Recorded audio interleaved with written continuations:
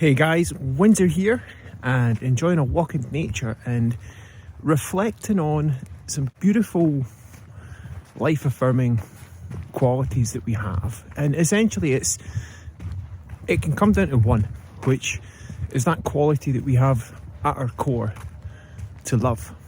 And one of my mentors said, Windsor, there's only two feelings. There's love and the absence of it. And that's a pretty accurate description, and we can get into descriptions of all our feelings, etc., and all of the experiences that we can have, though there's a simpler way via which we can find what we're truly looking for and live in that state which is our birthright, which is that, you could say, the love state, or a state of calmness, certainty, clarity and poise. And when we show up from that state and that space, that's where all our unlimited bandwidth and creativity and the essence that we are, that allows us to show up at our best no matter what. Now, if that's there, then what stops us from accessing it? And yeah, there can be quite a lot of things, but simplifying it, it's all about thought. It's all thought. One of the greatest discoveries of one of my favourite teachers, the Scottish mystic Sydney Banks, was that it's all thought. And the key for Sid that woke him up and set him free, which is also something that I continue to find so liberating, is the fact that all experiences that we have come from not the world out there, not what people say, etc., not what your current bank balance is. These have implications. Though what I'm pointing to is our experience comes from thought, what our mind is doing.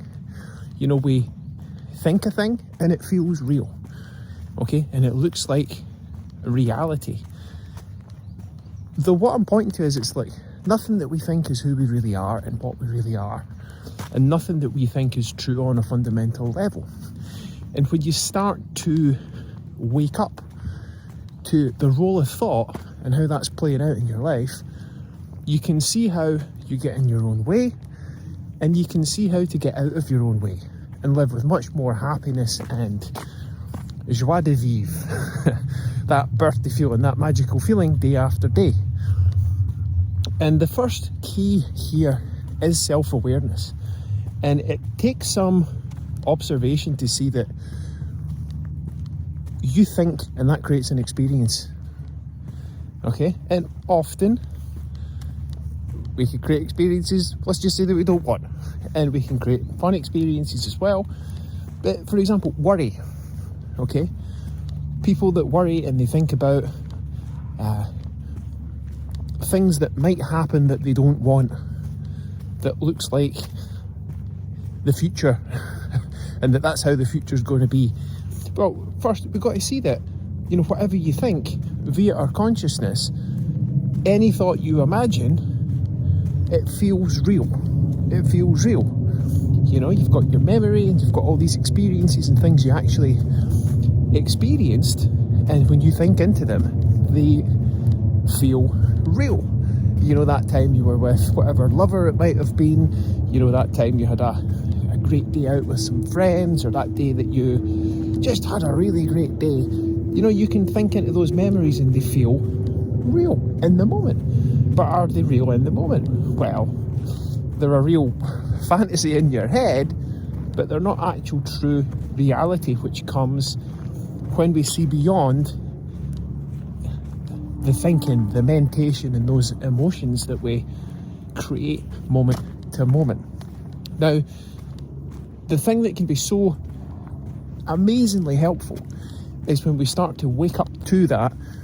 We're the only ones creating our experience. We're the only ones that can get in our way. And we're the only ones that can set us free. And it's seeing how our true nature truly exists beyond all the problems that we make up. And the key is You could call it feeling love or dropping thought or letting go, and seeing that thought doesn't have a life of its own, that it keeps on making us think into it. Now, it can seem that way, but we can actually see that thoughts only last as long as we think them. And when we see that we can stop thinking into certain thoughts, and I'm going to suggest the ones that are not helpful, the ones that are, absence of love, so to speak, worry, insecurity, stress. And what's really, really helpful about the way that we are designed is that our feelings are real-time feedback. And again, this is the key, it's feedback not for what's happening in the world out there, but it's what's happening in the world in here. Because if you think it, you feel it. And when you start to see, oh wow, my feelings are an indicator that if I'm a bit upset and tense and at a state of unease at the moment, that's coming from here, and I can either keep thinking into that and perpetuating those feelings that I don't want, or I can let it go and those feelings will dissipate.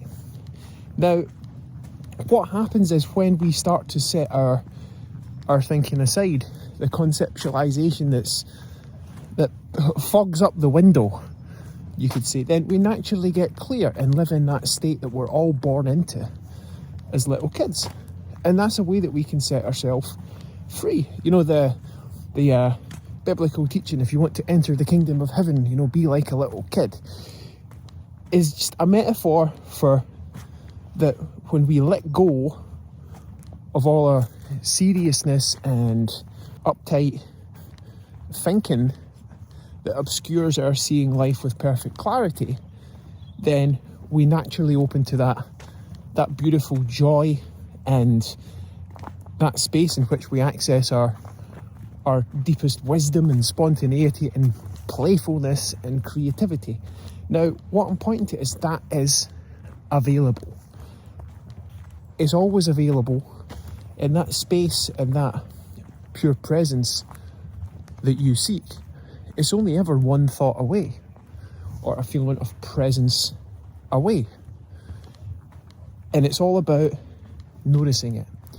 So, as an invitation, when you're going about your day, if you can just notice that your experiences and your feelings are coming from you and what you are thinking up, and it's like, well, I'll tell you straight away, you've already got some realization that you do this, because if you go and take the example of, dreaming, like when you're in your bed at night, you dream up all this stuff, this fantasy world, then you wake up in the morning and you say, okay, that was last night's dream, and you get on with the day. Now, what happens is it's like that process of dreaming when we sleep, which is the thinking that we do when we're in our bed at night, that continues and we dream during the day. But we don't always recognise that we're doing it because we do it all the time. But the more awareness you can bring to how you feel, and again, the feeling is the secret here, that you can tell how clear this is, the more you start to see when you're in your clarity or not, the more you can start to know that clarity actually exists and look in that direction. And that's what feeling love is all about. It's not the sentimentality of buying chocolates for your lover or going on dates, and that's all beautiful, and that's all part of the game of life. Though on a deeper level, when we start to tap into that essence of love, which is again super, super practical, that when all our best performances and our best talks and our deepest connection with people happen, when we get quiet and be fully present in the here and now, when we let go of all the noise, then that's always how we show up at our very, very best and enjoy the heck out of life. And it's actually the space to end worry. when you see it's just a fantasy. To see that any insecurity you think up, no one else is creating that but you. It doesn't matter what people say, it's ultimately what you think that creates your feelings.